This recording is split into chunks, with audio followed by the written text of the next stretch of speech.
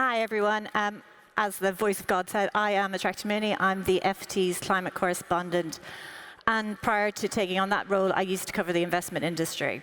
So we're here today to talk about sustainable finance frameworks. There are a lot of them. I think at last count, there was about 40 around the world, along with various other principles and standards, and it is getting quite complicated. And that is a complication we don't need at a time when we really need to make sure money is going into sustainable finance.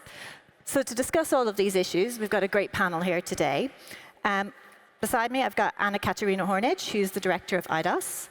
We've got Amadou Hott, who is the special envoy of the President for the African Development Bank. We've got David Kuijper, who's the chief executive of the European Development Finance Institutions. Jan van Bilsen, who is the German country manager for the IFC, which also hosts the Sustainable Finance and Sustainable Banking and Finance Network, and Rémy Rioux, who is the chief executive of Agence France de Développement. And later, we have one more guest who couldn't join us straight away, but will join us, and that's Jochen Flasbarth, the State Secretary from the German Federal Ministry for Economic Cooperation and Development. So, Anna, we'll start with you. Can you talk us through some of the research that you've been doing, and also the kind of top-level findings that you have found when you've been looking at sustainable finance frameworks?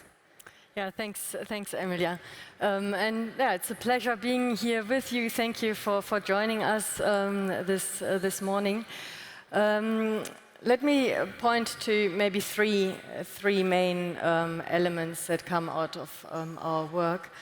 First of all, of course, it's important to align finance and SDGs, or the sustainability agenda, through, yes, taxonomies, through sustainable finance, ramping it up, but at the same time also phasing out dirty finance or phasing out climate destabilizing finance. And I think that's an element that has been less discussed so far in yesterday and today. So this just to bring this in as well.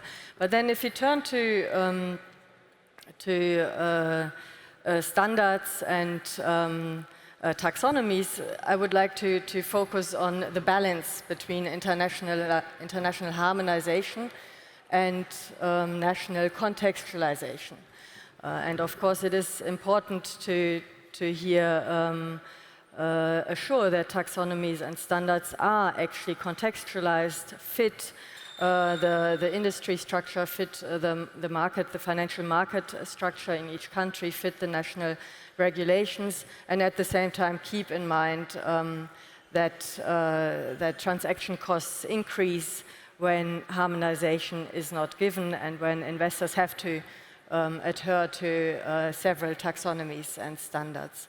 When we then look a bit further, that also, of course, means that, and this is based on some work in South Africa and Bangladesh, and with regard to the European Union taxonomy, we need to keep an eye on how and where SMEs potentially in the value chain and are being excluded, potentially excluded, when not living up to the disclosure requirements with regard to CO2 emissions, etc. So based on this, we then argue, and this is my last point, we then argue yes, interoperability is important, and it has been discussed yesterday and this morning already. But at the same time, it is important to invest into and develop an international recognition, mutual recognition mechanism, a mechanism where it's clear that if, for instance, the ASEAN taxonomy is being adhered to, that then also qualifies for the European Union context or vice versa. And similarly with regard to different taxonomies, simply to ensure that investors do not have to adhere to a number of taxonomies at the same time. So that's a proposition, and I hope we can discuss it. Okay. Thanks. Okay, thank you. Amadou, thank you for joining us. You're a new addition to the panel, but a very helpful one because you can tell us what you're seeing on the ground in some of these emerging markets. So can you talk me through what you're actually seeing on the ground in Africa when it comes to sustainable finance frameworks and sustainable finance more generally? Thank you very much. A great pleasure to be here. Just to indicate that I left the African Development Bank 3 weeks ago. That was, to focus on my bid for the presidency actually next year. On the ground, what we see is that first of all, DFIs, regional ones, in particular the African Development Bank, are leading the pack, with the African Development Bank from 9%, the percentage of the portfolio in climate finance in 2016, we are today at 55%. And 53% of that is basically adaptation. So the bank is leading there, but in the same time is supporting also countries have sustainable finance framework that can basically attract international finance, but also be aligned to the development plans of the continent. That's very critical to have a framework that can attract financing, but that is also in line with the development sort of agenda of the countries. And then one issue that we see, though, on the ground is the need for more capacity building, in particular in the financial institutions, the African financial institutions, but also in government. So training is very important, online training, but also embedding experts, people who have the expertise into those financial institutions, starting with the central banks, because the African financial institutions, if we can have the central bank also playing a key role in terms of pushing that agenda, giving incentives, but also guidelines and regulations that can push the local banks to sort of have ESGs more in line with the international framework, I think that would be also very helpful. Yeah. Okay. And David, so EDFI published a position paper in the summer on the challenges of implementing the EU sustainable finance frameworks for impact investors with a global reach.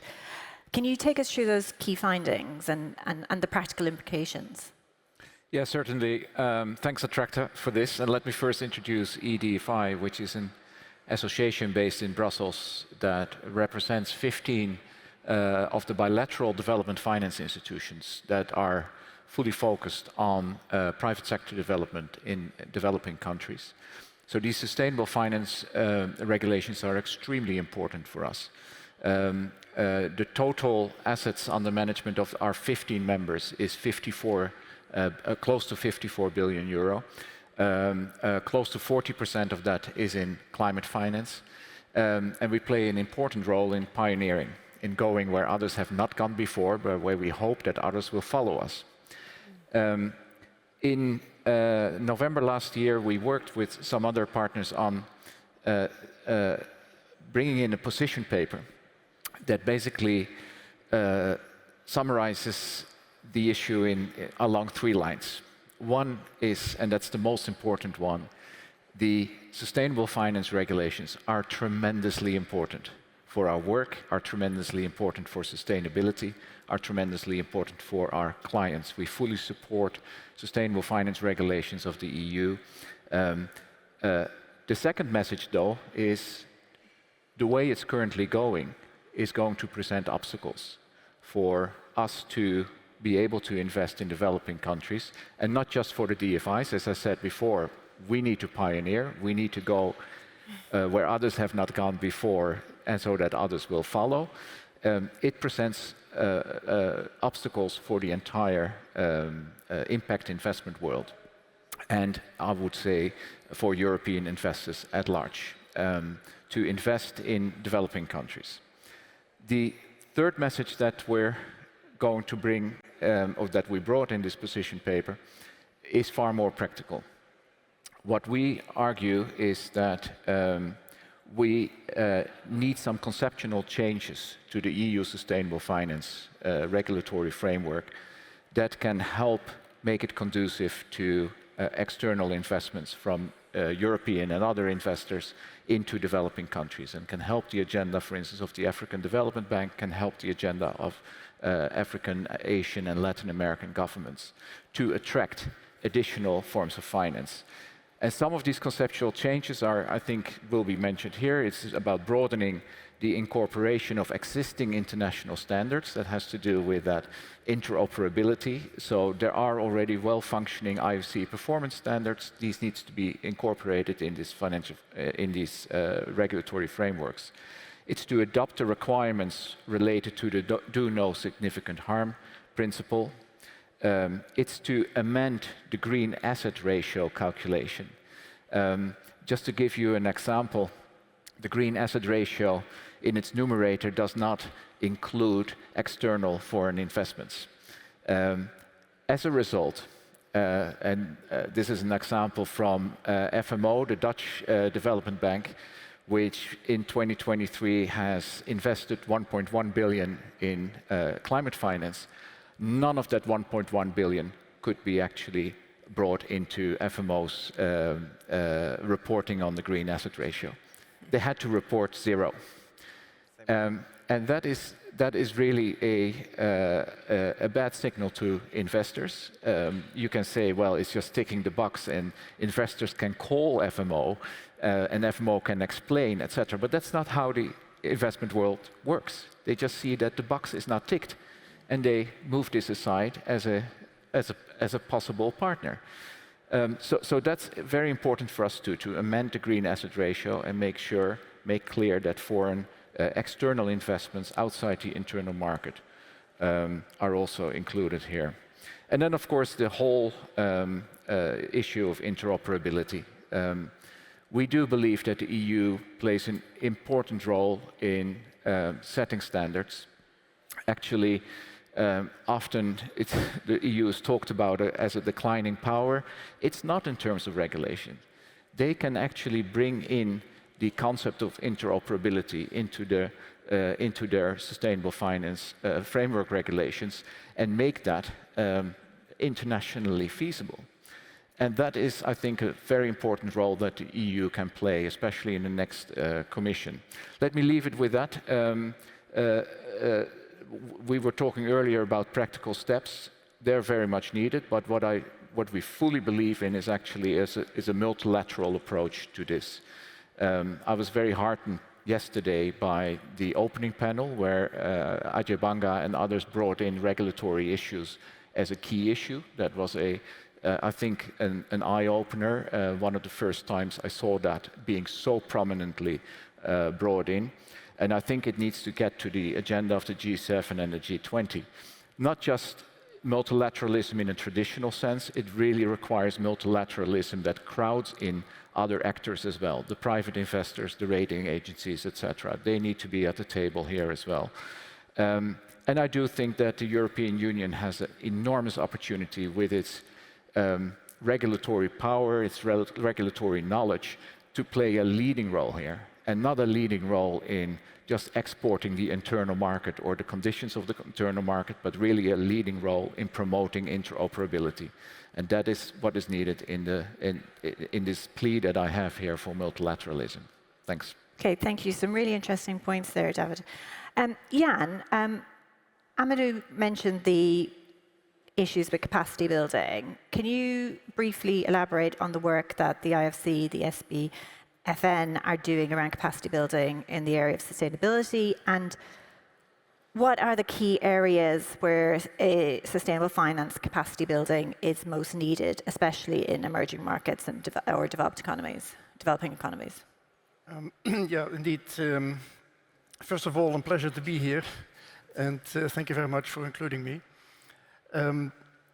IFC, we are the private sector arm of the World Bank Group.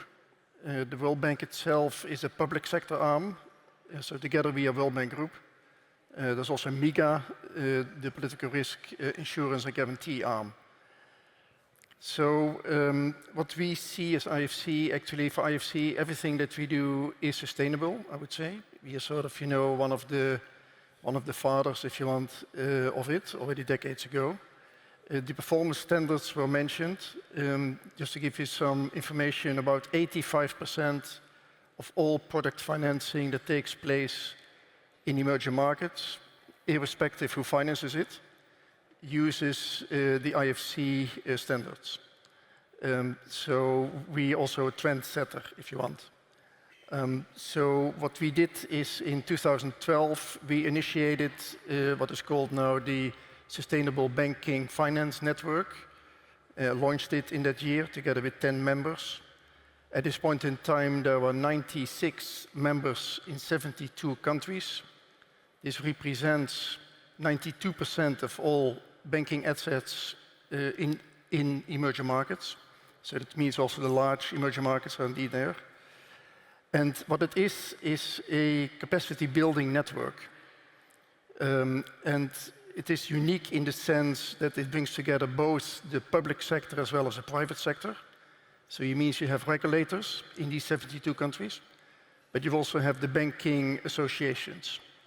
And it's also unique in the sense it's only emerging markets, and it gets access to technical assistance, mainly from IFC, for which we need donors.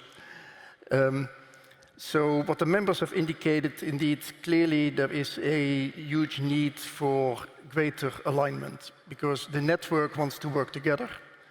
The TA is not only focused on individual countries, but also based on the network as such. So hence then the question is, how do you get there?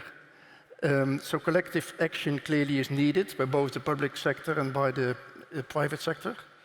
So what we have done in that sense is a couple of things. We have done some research, and the research basically aims then to see, how do our standards that the members are using, how does it compare, let's say, to standards of others? And particularly, let's say, in the case of the EU, environmental, health and safety standards. And it turns out with a large correlation between both. So the comparability and the alignment indeed is quite high. What we also have done is we have mapped the performance standards of IFC vis-à-vis the Sustainable Development Goals, and say, well, can these basically solve the Sustainable Development Goals? And it turns out that yes, they can address all of them, and even also 40% of the Sustainable Development Goals targets and also the indicators. And what we have done is to develop a toolkit for sustainable finance taxonomies, because that is indeed the issue, it all differs, right? So what we plan to do at COP29 in a few weeks, in a month, is that our managing director will propose a roadmap for taxonomy, interoperability and comparability. So these are some points that we have done. So the roadmap hopefully will come at COP. Can you give us a quick idea of what it might look like? Well, it's being worked on. I'm not supposed to already give a quick preview of it. But clearly, I mean, the intention is, and that's why the managing director of IFC, he himself will be there. Well, he will be there at the COP anyway, but particularly at this session, that you say it is indeed important that there is an increased comparability and alignment of the taxonomy. So there will be some proposals on that, yes. Okay. Rémy, can you talk us through how the AFD, through its Finance in Common Summit, support the development of sustainable finance frameworks around the world? Sure. Thank you. Good morning, everybody, and thanks to the German government and German friends for the invitation to share my experience as the CEO of AFD for 8 years and the chair of Finance in Common. So Finance in Common is the gathering of the 530 public development banks in the world. So international banks, but also the national, like KfW or others in the countries themselves that are financing the transformation. And this issue of sustainable finance and the frameworks attached to it really is becoming extremely complex, especially when you're in charge of guiding a financial institution. Just have in mind 1969, the ODA framework. which is still there and guiding our institutions. No private finance within, never. Then 2009, Copenhagen, climate finance coming. Less clear, probably, but with an innovation that is climate finance mobilized, factored in the framework. Then 2019, TOSD, Total Official Support for Sustainable Development, so beyond climate. And we are accountable to this at OECD level. And then add to that, yes, David is right, the EU taxonomy on it, all shades of ESG, rating agencies' criteria, TNFD, TCFD, so it's a mess, to be frank. And no, it's not only a mess because it's tedious to report following all these frameworks. The problem is the incentives attached to this framework are contradictory, especially the issue of mobilizing private finance. It's fine. There's no KPI attached to it. There's no guidance on how much concessional resources we should allocate to finance what nobody is financing, and how much we can allocate to finance with the private sector. It's totally unclear, and with a high risk of fragmentation and lack of partnership, which is so much needed, and in the end, illegibility. I think the problem is we are not clear. And so we are not clear in the countries we are operating in, and we are more and more unclear in our own constituency at the time when we need more solidarity and more international investment. So the frameworks are adding up, that's the point. Probably because we know what's happening and we are all in a sort of panic mode. So we are piling up new frameworks. So that's the bad news. The good news is we're searching, all of us, out of good faith. I see Mahmoud, the UN, of course, is searching. So my plea is now we have to, all the countries, the governments have to come around the table and set a new framework. That would be one and single framework. So I know the difficulty in combining development and climate and the sensitivity of both communities. So probably we have to distinguish between the two. But we need a framework where we know clearly what is the amount of, I would say, international solidarity. So it's based on, well, we have to let ODA probably go a bit, but based on that credibility. And we need to have another measurement on what are all the flows turning to sustainable finance. I would say articulated with the country platform, because we have to know what is happening on the ground in each and every financial system in countries. So, and I think that's the combination of these two measurements that would create trust enough in the system to unlock more investment. We should add to these two measurements, and that's the experience of AFD for 10 years now, I would say a common quality filter. So we have to know what's sustainable investment and what is not. Maybe with maybe dark sustainable and sustainables to give a bit of room for people and institutions to progress about it, like we have dark green and green bonds on the market. But this combination, I think, would be a very useful guidance for our institution. And I close by saying that it has to happen next year. A sense of urgency, really, for all of us. 2025 is the anniversary of 2015.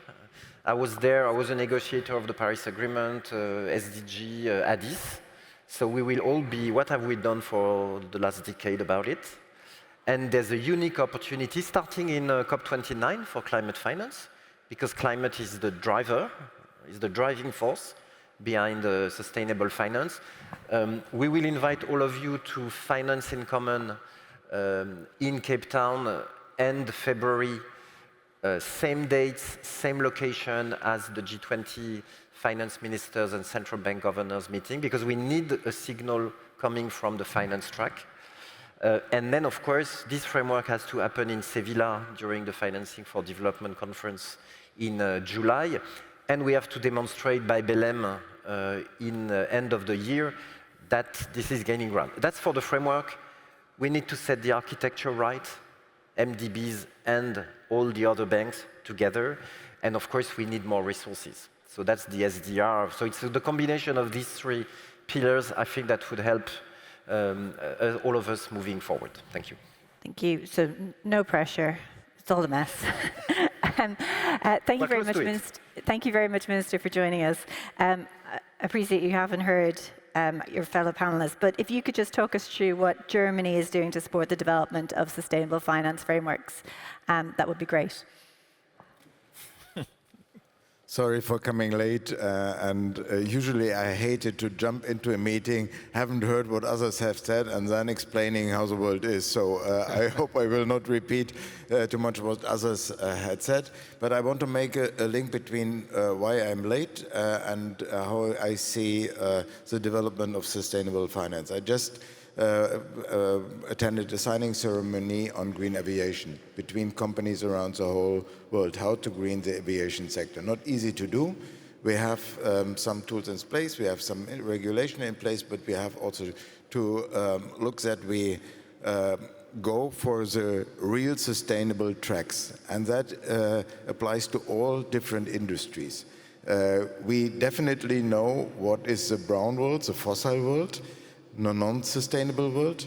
We have a picture of the new, the green and sustainable world, but there is also some gray in between. And investors hate gray. They want to have it clear. And therefore, we need this taxonomy, therefore, we need a sustainable finance. We did it in the last parliamentarian period in Germany with our sustainable finance strategy that was developed between different ministries, of course, in the forehand, Ministry of Finance, but also Environment and others.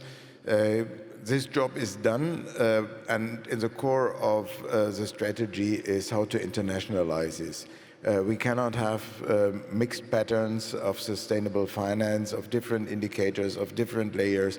We need to have a clear structure, otherwise this very, very promising market will not appear. And I mean, many of you will be deep in this business. There is a lot of money around, a lot of money that is seeking to go to sustainability instead of non-sustainability, but it's our responsibility here at national governments, but also as I see my friend Amadou Hott, the international finance institutions, that is a link we need to make. Okay, thank you very much, Minister. Are there any comments or questions from the floor yet? If there are, if you want to raise your hand. Okay, so if we come back to something Rémy said, which is that it's all a mess and we need a single framework. Anna-Katharina, what do you think? Is that feasible to have a single framework? Well, I mean, I think that the contributions by my fellow panelists here showed quite well that one single framework in the current geopolitical multilateral context, very difficult. And we know from other contexts that when we have fragmentation in the governance systems, to go for one single framework globally it is simply a very difficult process. That's why we are pushing for an international recognition mechanism, a mechanism where you spoke, Rémy, of quality standards, sorry. Yeah? So where we have clear what are sort of the guardrails that cannot be crossed, but if the different taxonomies meet the quality standards between these guardrails, then there is mutual recognition being achieved, or being worked for. No, that's sort of the background, and I would like to push that a little bit further into the debate, because I would argue that the contributions that we just heard actually confirm that even further. Yeah? We going for one single framework. Yeah, that's less feasible than going for a recognition mechanism, which sort of balances the need to harmonize and the need to nationally contextualize or regionally contextualize. What do you think, David? Well, I think that's the only way, actually. It still requires a step up of multilateral approaches. As Rémy said, we have a crucial year next year, having the Financing for Development conference again 10 years after Addis Ababa. At Addis Ababa, we were all, I would say, I'm looking at Mahmoud as well, who was there at the time, but we were all very optimistic about the possibilities to move with some public funding, from billions to trillions, so to say. Now in Sevilla, next year, we really need to focus on what is needed in terms of common action to overcome bottlenecks. And this is, I think, one of the most prominent bottlenecks. Still not going for grand frameworks or grand treaties. This is really about interoperability and getting systems to acknowledge each other. And it shouldn't be that difficult in a way. I know it all sounds very complex, but we've been able to do this for financial return. There are global systems. It has evolved as interoperability when it comes to financial return, when it comes to financial management. We should be able to do the same for impact return and development dividend. So that is really what I would like to stress here. Okay, and Amadou, when David spoke about the green asset ratio and the fact that none of that financing in the developing world could count as green financing, how worrying is that for you on the ground where you actually do need some financing? Absolutely. I mean, that's absolutely shocking, I think. And as Rémy said, we need to clean up the mess. Are we going to have one framework, even if it is difficult? For us, what's important is that to look at each framework and anything that will hinder mobilizing more sustainable finance or investments into Africa, for example, or into generally the emerging markets, we see how we can remove those obstacles so that money can flow faster. For us, a big issue that we have is really the availability of bankable projects. We do not have enough. If you want to move from billions to trillions, let's say in Africa, we got to have trillions of investment opportunities. And for that, you need actually billions of money for project preparation and project development. A study from one of the big consulting firms showed that for only 6 big economies in Africa to meet their requirement for project prep and development, it's at least $30 billion. And today, what's available for Africa on project prep and development is not even $1 billion for the entire continent. And I think that's a very big issue. That's why when I was at the AFDB, we launched with President Adesina the Alliance for Green Infrastructure in Africa. We managed to raise now about $300 million of grant money, junior equity, senior equity from donor countries with Germany and the G7 countries basically leading the charge. And also MDBs like the African Development Bank and philanthropy putting in money. So we have a blended finance vehicle with $300 million roughly that will leverage $6 billion of green infrastructure, let's say investment, a subset of sustainable investments that will be entirely dedicated to the private sector. So in that area, it's very important, regardless of what the frameworks will do, if we don't have investment opportunities that are bankable on the ground, even if we have the best frameworks, the populations will not feel those frameworks. At the end of the day, the framework has to lead to much more impact on the ground. Minister, did you want to come in? I just wanted to jump on what Amadou just said. Because the one thing is the global framework, the international standards. The other one is that sustainable finance must not be the core of a new divide of the world. So if our partner countries have not invested enough in capacity building to apply to the sustainable finance products, then this is the wrong step we are doing. And I know, I think it's a frightening figure I heard that a huge amount of money, private capital, is flying out of your continent instead of getting it the other way around. And if we do it wrong, we can even force this dimension. So we need to ensure that we do the capacity building, and BMZ is doing a lot, also in your home country, in Senegal, but in Rwanda, in Vietnam, in Mexico, and also in Brazil. Rémy, did you want to come in? Just to say maybe that I'm being a bit more optimistic than you are, because we're here in Hamburg all together, because it makes a decade we are working and thinking about it. So we're not starting from zero. We remember in 2015, we started with Addis, then New York for the SDGs, then Paris for climate. We should have done it the other way around. Start with climate, because this is the driver, the priority. Add the social dimension, the economic dimension, that's the SDGs, and then ask ourselves, how are we going to finance this new ambition?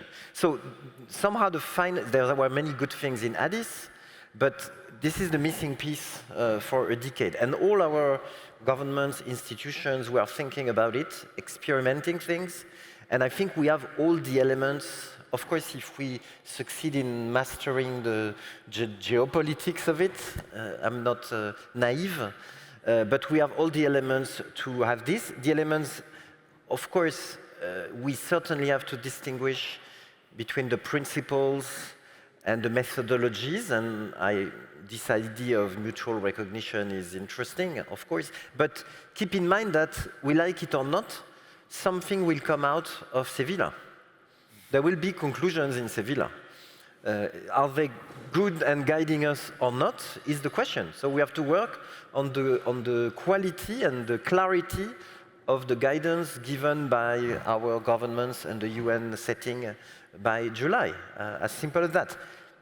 We have the MDB's engine now working, gaining ground. And I thank Ajay, Akin, Ilian, all the heads of MDBs, because they are really working for seamless capacity. And now they are working in the traction of the MDB engine with the rest of the architecture. This is finance in common. We will plug the $23 trillion US dollar of balance sheet, 2.5 trillion, 15% of total investments of national public development banks.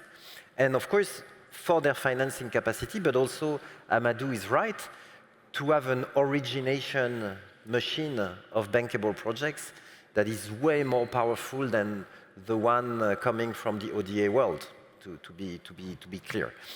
And then we have ODA and TOSD we can build from to have the new framework emerge.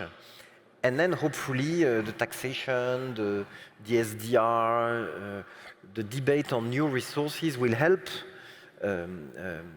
fix this architecture and this framework. Because in the end, of course, we need more ambition, we need more resources, but we have to prepare how to implement, in the end, the new ambition if we are able to unlock it. And I think that's possible. Just remember, in Bretton Woods, I mean, we created the World Bank. I mean, we were all bankrupt.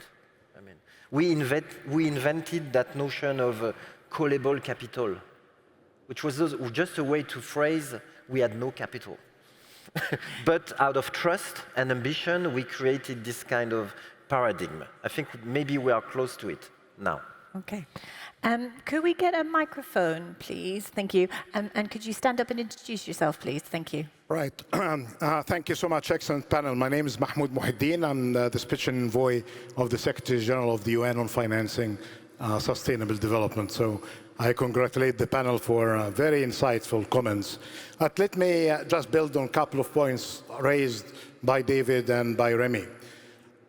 In 2015, the whole program was basically about aspirational. Aspirational as the SDGs were, and still are, because we are not very much there yet. Aspirational as the Paris Agreement pushed us to do what we are not able to do until this moment. So the billions to trillions came in this kind of context. And we know, as I told my colleagues at the World Bank, that the concept will come to haunt us forever because of the leveraging, and the mechanisms are not really bringing the billions to trillions for reasons related to the capacity of the financial institutions and for reasons related to the countries that we need to leverage finance in. And that needs to change. That gets me into what's practical, what is feasible. Three things on what we should be expecting from Seville. The biggest elephant in the room, that the framework is nice, but the growth model that we have is not catching up. So revision of growth model, in the case of Europe, because this is not just about developing economies. In the case of Europe, it should be about operationalization of the Mario Draghi report on competitiveness. Good luck with that, and it's $900 billion a year for funding. For the rest of us, I'm worried about Europe, really, because if they are not there, they cannot really be able to catch up going forward. But I am very concerned, very frightened about what is happening in developing economies and emerging markets. If Europe is in trouble, imagine the countries that without resources, what they will be at. So here, three things. First, the biggest elephant in the room, which is debt. Countries are defaulting. Those who are not defaulting in debt, they are defaulting almost in everything else, including education and health, which is basically the share of debt service into their budget. This is the first thing that needs to be resolved in Seville with some sort of an idea that can really have debt reduction mechanisms. The second one, including debt swaps, but I think we need more than that. The second one, that in that growth model, we need to mobilize all sources of finance, from domestic to external to public and private. We don't really have the luxury of being selective here. And I think there are many hurdles. They are mentioned, especially in the context of regulation that were mentioned, and the issues related to capacity to implement the project. And the third part is basically about the contingency funding that we need to be prepared for. And we need here the best minds in insurance, risk mitigation, liability management, because when we are dealing with climate, we are dealing with a contingency liability that is much bigger than the contingency assets. So for that, it's not inevitable, but to get injection of capital at the size that we need. The World Bank, brave enough, but is short of capital. African Development Bank, they need paid-in capital. Every financing institution, they need paid-in capital. You are not short of money, but you are short of leadership to inject this capital where it goes. Thank you. Thank you. Very interesting points. Very quickly, there's one more point back there. If you could stand up and introduce yourself, and you'll have to be very fast because you heard the bell. Okay, I'll try and speak really quickly. So I'm Tiran Suresh from the Lotus Flower, and I operate in Iraq. Thank you so much for your panel. One thing that I haven't heard is the inclusion of civil society organizations. And actually, a lot of the problems that you talk about, in countries, civil society organizations are the ones that pick up a lot of the load to try and fix many of the solutions. My question was, what can you do to stop these silos and include civil society organizations as part of the solution? I know you mentioned preparing the investment environment for projects to happen, capacity building, and for that to actually happen, you have to include civil society organizations. So where is that in the equation? And to your point about making sure that we include finance before social, I kind of disagree with that, because you need to get people involved and ready to be able to work on climate. So I think the social element is just as important. And how do you include local communities, local organizations that bear the most brunt of picking up a lot of the hard work that's happening in these regions? We can't rely on our governments most of the time. So most of the money that you're giving to governments for development it doesn't really go to the ground. So how do you include us and how do you include civil society organizations as part of the solution?